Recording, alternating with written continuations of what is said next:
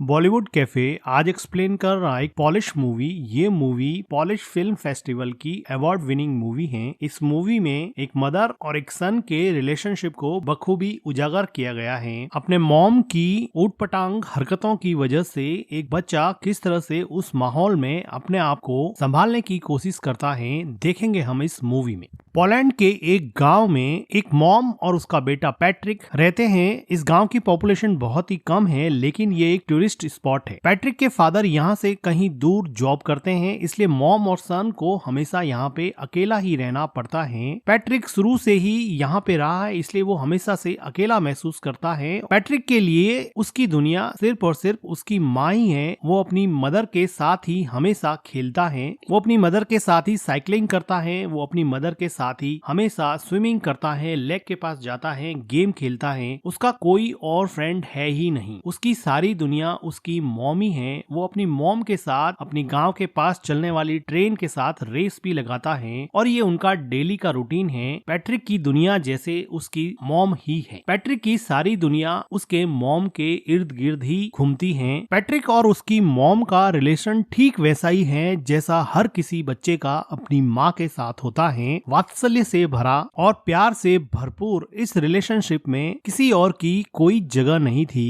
लेकिन पैट्रिक की जिंदगी में खलबली तब मच गई जब इस गांव में आसपास के सभी लोग समर वेकेशन की वजह से अपने बच्चों को लेकर पिकनिक मनाने आने लगे और अपना समर वेकेशन व्यतीत करने के लिए यहाँ पे रुकने लगे। पैट्रिक तो किसी से भी क्लोज यहाँ पे हो ही नहीं पाया, क्योंकि वो शुरू से ही अकेला रहा था। उसको किसी से फ्रेंडशिप करने में भी बहुत प्रॉब्लम होती है। लेकिन वो देखता है कि उसकी माँ अब रात को रोज घर से बाहर जाने लगी हैं। पैट्रिक ने शुरुआत में इन सब चीजों से कोई रिएक्ट नहीं किया। पैट्रिक की मॉम को रोज शाम को एक कॉल आता और वो पैट्रिक को घर में अकेला छोड़ के ही चली जाती। पैट्रिक काफी देर तक इंतजार करता। कभी उसकी मॉम रात को घर लौटती नहीं थी और कभी देर रात को लौटती थी। वो थोड़ा सा टाइम पैट्रिक के साथ स्पेंड करती थी, लेकिन पैट्रिक को कल का बहाना देकर कि कल मैं तुम्हारे साथ पूरा दिन व्यतीत करूंगी, और पैट्रिक को अकेला छोड़ देती। धीरे धीरे पैट्रिक अकेलेपन की वजह से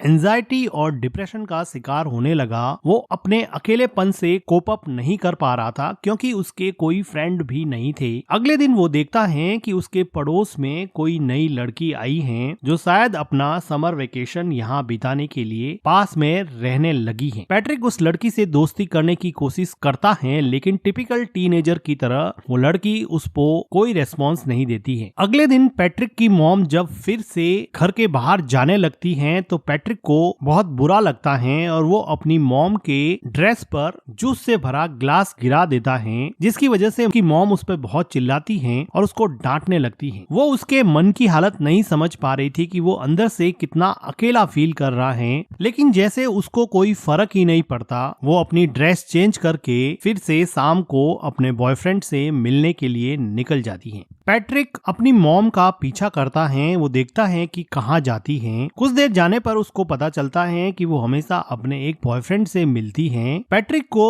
अपनी मॉम के पीछे जाते समय एक हिरन का बच्चा दिखता है, जो अकेला सड़क पर घूम रहा था। ये डायरेक्टर का मेटाफर है कि किस तरह से हिरन के बच्चे को भी उसकी माँ ने अकेला छोड़ दिया है और वो इस सुनसान से जंगल में अकेला घूम रहा है, जैसे कि पैट्रिक भी अपनी माँ के बिना इस पूरे गांव में पूरे समर वेकेशन में अकेला पड़ गया है। पैट्रिक को हिरन के बच्चे को देख के जैसे कुछ सांत्वना मिली और वो अगले दिन नए दोस्त बनाने के लिए तैयार हो गया। वो पास में आई लड़की माइका से बात करने लगा और थोड़ी देर एक दूसरे से बात करने के बाद में वो दोनों एक दूसरे के दोस्त बन गए। माइका बताती है कि उसके पेरेंट्स का डिवोर्स हो चुका है। वो खुद भी बहुत अकेला महसूस करती है। अब माइका और पैट्रिक में काफी दोस्ती हो जाती है और अब पैट्रिक वो सारी एक्टिविटीज जो अपनी माँ के साथ किया करता था, साइकिलिंग करना, स्विमिंग करना और लेक के पास बैठ के टाइम स्पेंड करना, ये सारी चीजें अब वो माइका के साथ करने लगा। उसको माइका के साथ अब मजा आने लगा और अब वो अपने लोनलीनेस को और एंजाइटी को थोड़ा कम कर सकता है और अपना पेन माइका के साथ शेयर कर सकता है। उसको अभी अपने मॉम की कमी कम खलने लगी थी। अगले दिन पैट्रिक के घर पे वो लेडी आती है जिसके हस्बैंड के साथ पैट्रिक की मॉम का अफेयर चल रहा होता है। वो पैट्रिक को तो कुछ कह नहीं पाती है और उसकी मॉम उसके घर पे नहीं होती है, हैं तो अकेली बैठ के वो बहुत रोती है। पैट्रिक एक वेल बिहेव बॉय की तरह उसको कुछ खाने को देता है। उसी शाम को पैट्रिक के डैड का कॉल आता है और पैट्रिक की मॉम उसके डैड से बात करते हैं। तो पैट्रिक की मॉम पैट्रिक को कहती है कि तुम अपने डैड को मेरे अफेयर के बारे में कुछ नहीं बताओगे, मैं तुम्हें वार्न करती हूँ। वो उससे कसम लेती है कि तुम अपने डैड को मेरे अफेयर के बारे में कुछ नहीं बताओगे। पैट्रिक कसम देता है कि मैं अपने डैड को आपके अफेयर के बारे में कुछ नहीं बताऊंगा। पैट्रिक को लगा कि ये बात मानने से उसकी मॉम उसके साथ ज्यादा टाइम स्पेंड करेगी, लेकिन उसकी मॉम को कोई फर्क नहीं पड़ने वाला था। पैट्रिक अब इतना परेशान हो चुका था कि वो मेन डोर की कीज भी छुपाने लगा। वो अपनी मॉम को जाने से रोकने लगा, लेकिन उसकी मॉम उसको मार के उससे लड़ झगड़ के भी अपने बॉयफ्रेंड से मिलने जाती थी। पैट्रिक चाहे अकेला बैठ के कितना भी परेशान हो, उसको जैसे कोई फर्क ही नहीं पड़ता। पैट्रिक के लिए अब एकमात्र सहारा उसकी नई नई दोस्त माइका थी, जिसके साथ वो काफी टाइम स्पेंड किया करता था और यहाँ के पिकनिक स्पॉट लेक में स्विम करता और वहाँ पर गेम खेलता। लेकिन उसकी ये खुशी ज्यादा दिन चलने वाली नहीं थी, क्योंकि माइका को यहाँ पर एक उनकी उम्र से काफी बड़ा लड़का परेशान कर रहा था। ऐसा लग रहा था कि माइका इस लड़के से बहुत डरती है। पैट्रिक इतना छोटा था कि इस गैंग से माइका को बचाने के लिए वो कुछ भी नहीं कर पाया, लेकिन उसको मन ही मन बहुत हर्ट हुआ, क्योंकि वो लड़का माइका को वार्न कर रहा था कि तुम इस लड़के से नहीं मिलोगी, तुम सिर्फ मेरे से ही मिलोगी। उसी रात को पैट्रिक अपनी मॉम का जब पीछा कर रहा था तो वो देखता है कि माइका और वो बड़ा लड़का एक दूसरे के साथ काफी टाइम स्पेंड कर रहे हैं, जिसको देखकर पैट्रिक को लगा कि अब उसकी जिंदगी वापस से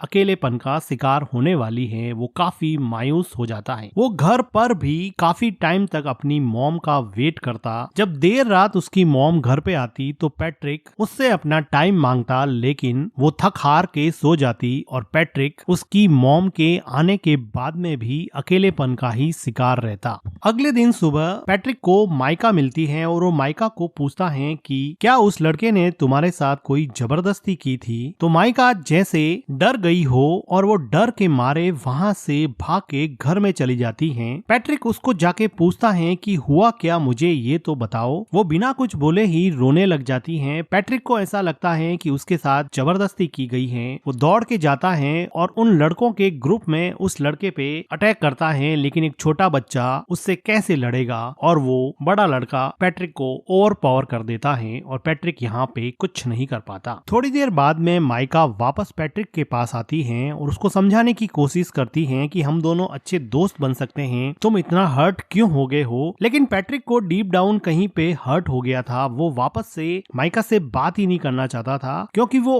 ऑलरेडी अपनी मॉम से बहुत ज्यादा हर्ट था और जब माइका ने भी उसे हर्ट किया तो वो इमोशनली वायलेंट हो गया और वो अपने इमोशन को कंट्रोल नहीं कर पा रहा था। अपने गुस्से को, अपने फ्रस्ट्रेशन को माइका के ऊपर निकाल दिया और माइका को उल्टा सीधा बोला, जिसकी वजह से अब माइका को वापस हर्ट हुआ और अब माइका वहाँ से चली जाती है। पैट्रिक को बिल्कुल समझ में नहीं आ रहा था, क्योंकि वो छोटा सा बच्चा था, उसको समझ नहीं आ रहा था कि इन सब सिचुएशन से कैसे निकले। उसकी मॉम उसको बिल्कुल भी सपोर्ट नहीं करती थी, ना उसको गाइड करती थी। उसके आसपास कोई भी पेरेंटल गाइडेंस नहीं होने की वजह से वो अपनी ही दुनिया में जो उसको समझ में आता वो करता जाता और उसके अंदर अनस्पोकन इमोशंस का एक ऐसा गुब्बार बना जिसकी वजह से वो बुरी तरह से फ्रस्ट्रेट हो गया। उसी रात को पैट्रिक की माँ घर पे रोती हुई आती है। ऐसा लग रहा था कि उसके बॉयफ्रेंड के साथ उसका झगड़ा हुआ है या फिर ब्रेकअप हो गया है। पैट्रिक की मॉम काफी दिनों तक उदास रहती हैं, लेकिन पैट्रिक अपनी मॉम को अपने पास में देख के काफी खुश रहने लगा है। वो अपनी मॉम की काफी केयर करता है। एक रात अचानक उसके डैड वापस लौट आते हैं और दोनों के लिए बहुत सारे गिफ्ट लाते हैं। पैट्रिक को अब लगा कि अब उसका समर वेकेशन बहुत अच्छे से निकलेगा, क्योंकि उसके डैड ने उससे प्रॉमिस किया था कि मैं समर वेकेशन तुम्हारा साथ में बिताऊंगा। अभी एक अच्छी फैमिली की तरह खूब अच्छा टाइम स्पेंड करते हैं और पैट्रिक अपने मॉम और डैड को एक साथ देख के बहुत खुश होता है और उसका लोनलीनेस जैसे धीरे धीरे गायब होने लगा था। उसकी एंजाइटी कम होने लगी थी। तो एक रात पैट्रिक के डैड चेस खेलते हुए उससे पूछते हैं कि क्या तुम्हारी मॉम मेरे जाने के बाद में किसी से मिलती थी या रात को लेट आती थी। लेकिन पैट्रिक ने अपनी मॉम को प्रॉमिस किया था कि वो उसका राज किसी को नहीं बताएगा, इसलिए वो अपने डैड को अपनी मॉम के अफेयर के बारे में कुछ नहीं बताता है, लेकिन उसके डैड को इस बात पे डाउट हो जाता है क्योंकि पैट्रिक की मॉम का बिहेवियर काफी चेंज हो गया था। उसी टाइम पे पैट्रिक के घर पे माइका आती है